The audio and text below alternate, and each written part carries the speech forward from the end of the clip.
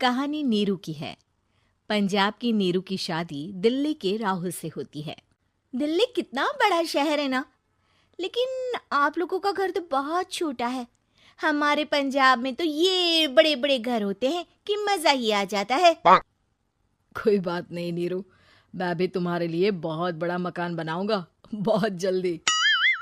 नीरू के पिता जहाँ पंजाब के जाने माने व्यापारी थे, वहीं उसका पति राहुल दिल्ली में एक सिंपल नौकरी करता था।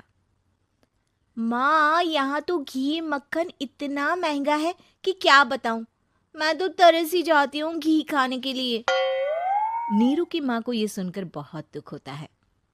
मेरी बेटी को घी नसीब नहीं हो रहा है और ये बहू यहाँ बैठकर घी में शक्कर डाल रही है। देख वनिता, मैं साफ कह रही हूँ, इस घर में जितना घी आएगा उतना ही मेरी बेटी के घर दिल्ली भी जाएगा। अरे ये क्या बात होती है माँ जी?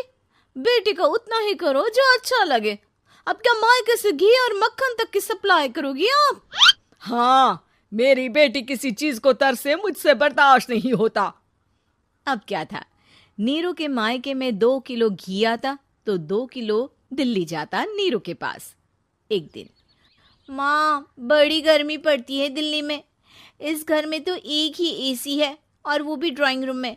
सारा परिवार एक ही कमरे में सोता है। हाँ बेटा, वो तो हर घर की कहानी है। यहाँ भी एक ही एसी है।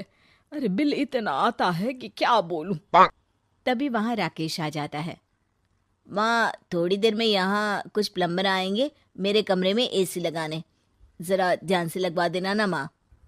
ओए, ऐसे कैसे तेरे कमरे में एसी लगेगा? हाँ राकेश, एक बार बात तो कर लेता। अरे पापा, वो वनिता को गर्मी में नींद नहीं आती। ड्राइंग रूम में सबके साथ सोने में वो अनकंफर्टेबल है, इसलिए। अरे पूरे परिवार के साथ वहां तेरी बहन नीरू भी तो सोती है। वो नहीं हो रही क्या अनकंफर्टेबल? समझ रहा है ना? अगर एसी लगेगा तो एक दिल्ली में तेरी बहन के कमरे में भी लगेगा, तभी तू लगा सकेगा। राकेश वनिता को सारी बात बताता है। वनिता करती भी क्या, मन मार कर बैठ जाती है। माँ, ये लोग ठीक नहीं है, क्या करूं मैं? अरे बेटी, यहाँ आ जा, तू यहाँ आकर रह ले। अरे छोड़ दे ऐसे पति को। कैसे छोड़ दूं माँ? समाज क्या कहेगा, लोग क्या कहेंगे? वैसे भी मेरा एक बेटा है मयंक। अरे हटा बेटा, तेरी उम्र ही क्या है? इतनी परेशान रहेगी तो काम कैसे चलेगा? खैर, बात आई गई हो जाती है। माँ को लगता है कि नीरू ठीक है, तो वहीं नीरू के मन में एक ही लाइन चल रही होती है, यहाँ आजा। माँ ने तो बोल ही दिया है कि यहाँ आजा। बस मयंक थोड़ा सा बड़ा हो जाए, इन गरीबों को छोड़कर मैं वापस माँ के पास ही चली जाऊंगी। वो इसी सोच में बाजार में चल रही थी कि मैम, आपका दुपट्टा जमीन को छू रहा है। नीरू जैसे ही उस लड़की की तरफ देखती है, देखती ही रह जाती है। हाय रे, कितना सुंदर लड़का है ये। अब क्या हुआ? मैंने कहा आपका दुपट्टा। तो खुद ही उठाकर दे दो ना। लड़का समझ जाता है कि नीरू उस पर फिदा हो चुकी है। वो उससे उसका नंबर लेकर चला जाता है। अब क्या था, नीरू और रोहित में लगातार बातें होने लगती है। मैं हरियाणा का रहने वाला हूँ, यहाँ एक बड़ी कंपनी का मैनेजर हूँ। अच्छा, और कितने बच्चे हैं तुम्हारे? बच्चे? अरे मेरी तो शादी भी नहीं हुई है। तुम बताओ, शादी करोगी? नीरू शर्मा जाती है। अब लेकिन मैं तो पहले से ही शादीशुदा हूँ। मुझे फर्क नहीं पड़ता, बस तुम शादी कर लो, भाग चलते हैं। बहुत पैसे वाला हूं मैं, हमेशा खुश रखूंगा तुम्हें। नीरू रोहित से मिलकर सारा प्लान बना लेती है और फिर एक दिन घर से भाग जाती है। दोनों शादी कर लेते हैं। शादी के बाद, क्या बात है नीरू, तुम्हें परेशान सा देखता हूँ, सब ठीक तो है ना? हाँ हाँ, सब ठीक है।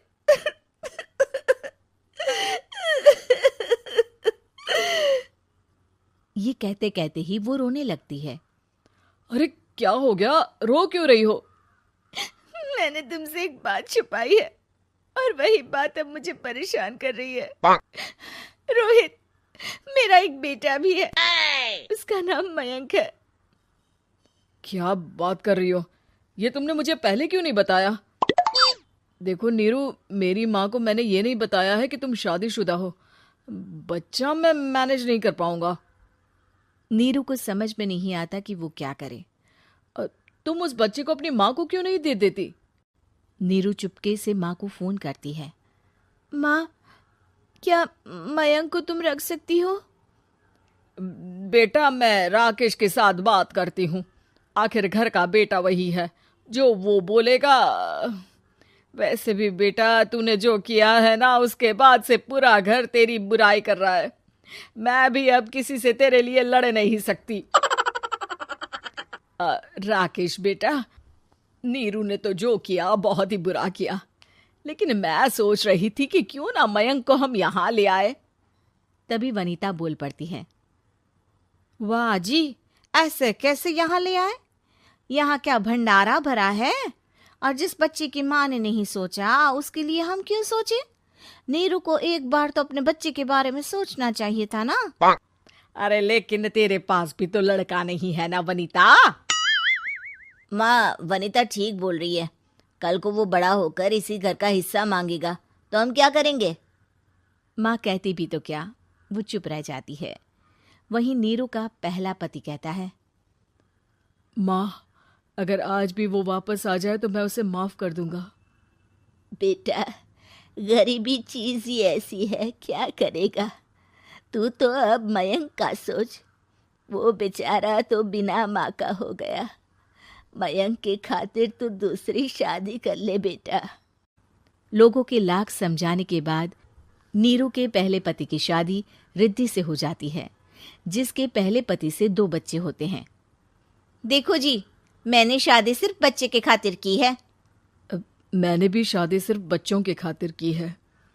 वहीं नीरू के दूसरे पति के मन में ये बात घर कर जाती है कि नीरू एक मासूम बच्चे को उसके खातिर छोड़ कर आई है। अब देखो नीरू, मुझे लगता है कि जो औरत अपनी कोख का बच्चा छोड़ सकती है, वो तो कुछ भी कर सकती है। कल को तुम्हें मुझसे अच्छा कोई मिल गया तो तुम तो मुझे भी बाय बाय कर दोगी ना। नीरू को अब उसका दूसरा पति ताने देना शुरू कर देता है।